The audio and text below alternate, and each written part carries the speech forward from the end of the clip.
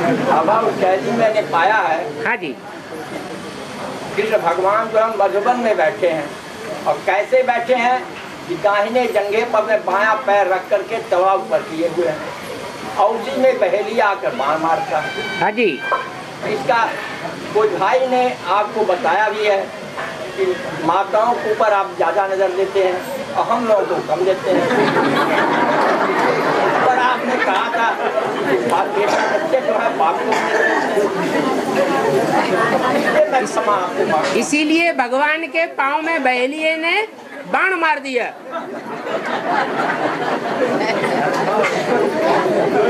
कि भगवान आकर के पक्षपात करता है। भगवान का बुद्ध रूपी पाँव भी पक्षपाती है।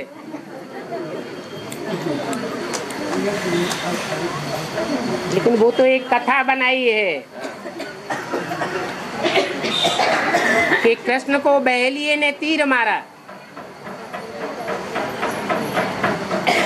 वास्तव में कृष्ण भगवान है ही नहीं। जो भगवान है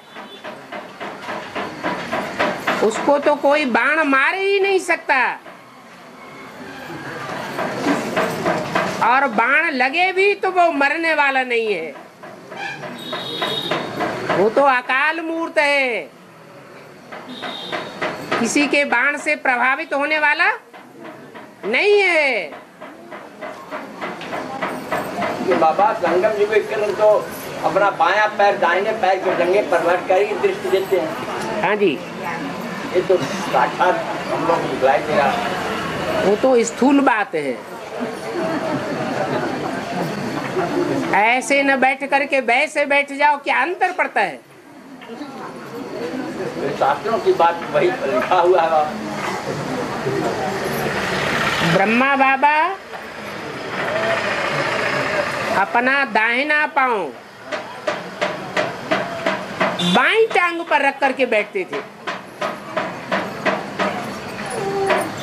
तो भी उनके बुद्ध रूपी पांव में बहेलिए ने तीर मारा और हार्ट फेल हो गया। फिर ऐसा क्यों हुआ?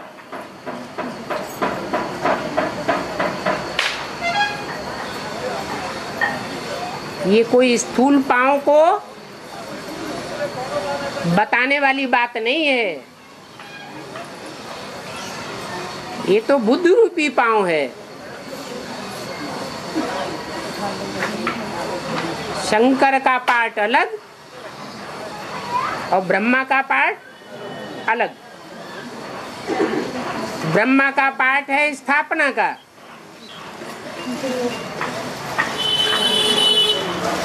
वो गुणों का दर्शन करता है या अवगुणों का दर्शन करता है?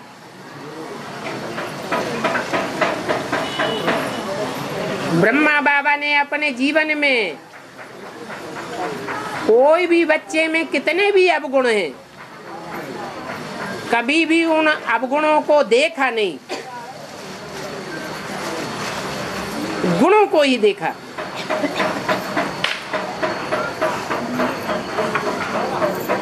मीठा ही देखा।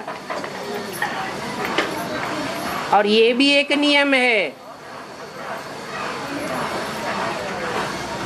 जो ज्यादा मीठा होता है वो गन्ना कोल्हू में पेरा जाता है।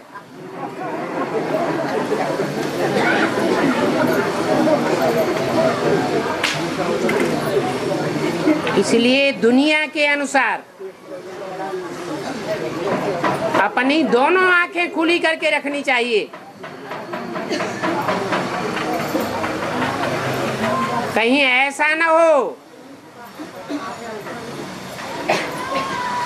जो ईश्वरीय ज्ञान के दुश्मन हैं वो घात कर देवे। एक बार धोखा खाने वाला दोबारा धोखा न खाए।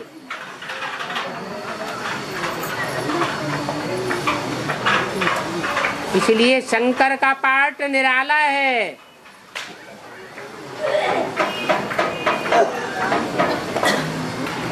शिव की 3 मूर्तियों में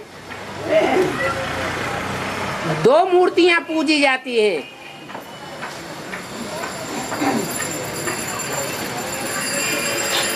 ब्रह्मा की मूर्ति नहीं पूजी जाती।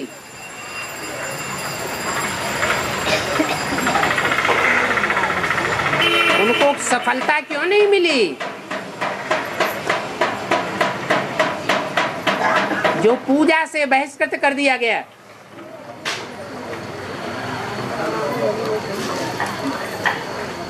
क्या उनके जीवन में प्योरिटी नहीं थी?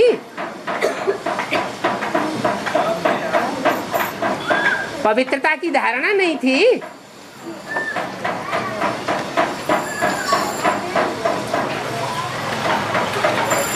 पवित्रता की धारणा में सारे ही गुण समाये हुए हैं। नहीं तो बाप दादा को ये नहीं कहना पड़ता कि कर्मों में ब्रह्मा को फॉलो करो और बात मेरी मानो।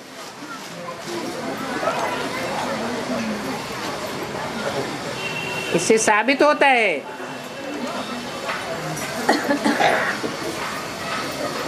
कि शंकर का पार्ट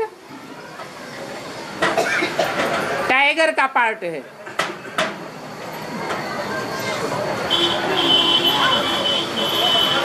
मौका देख करके हमला करता है।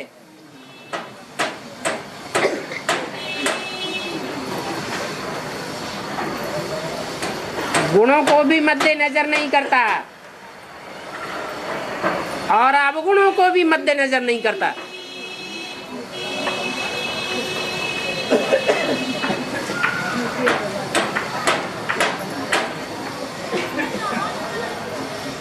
अवगुणों का जो अपने अंदर से नाश नहीं कर सकता, वो दूसरे के अंदर से भी अवगुणों का नाश नहीं कर सकता। और अपने अंदर जो गुण धारण नहीं कर सकता, वो दूसरों को भी गुण धारण नहीं करा सकता।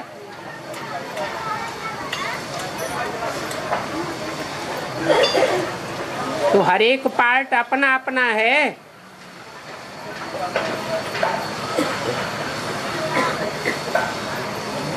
बाकी संसार उसी रूप को मानता है,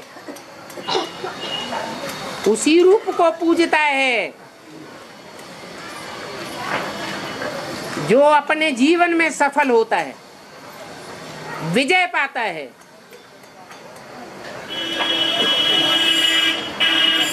विजयी को दुनिया नमस्कार करती है।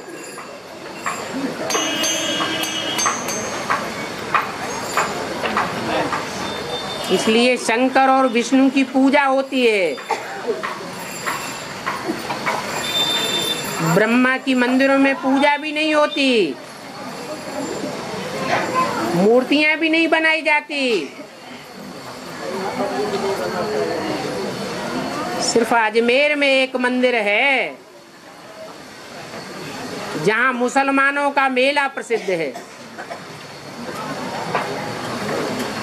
ये भक्ति मार्ग की यादगारें हैं।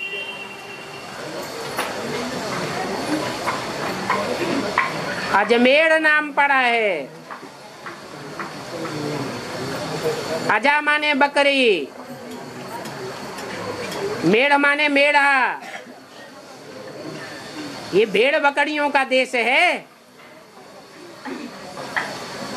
इन भेड़ बकरियों की मुखिया, भेड़ या बकरी जिस रास्ते पर चल पड़ती है, सारी भेड़ बकरियां उसका पीछा करती हैं। ये एडवांस नॉलेज और बीके नॉलेज की बात है। एक ज्ञान के मार्ग में दीवार बन के खड़ी हो जाती है तो उसकी यादगार इस्लामियों में और मुसलमानों में मस्जिद बना करके सामने आ जाती है। मस्जिद में क्या होता है? दीवार ही तो होती है। दीवार के सामने पूजा क्यों करते हो? कोई चैतन्य दीवाल हुई है जिसको उन भेड़ बकरियों ने फॉलो किया है।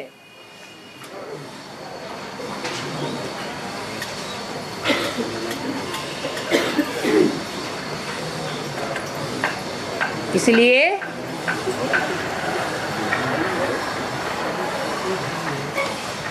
बाप के जो महावाक्य हैं उन महावाक्यों को पक्का करके फॉलो करना चाहिए।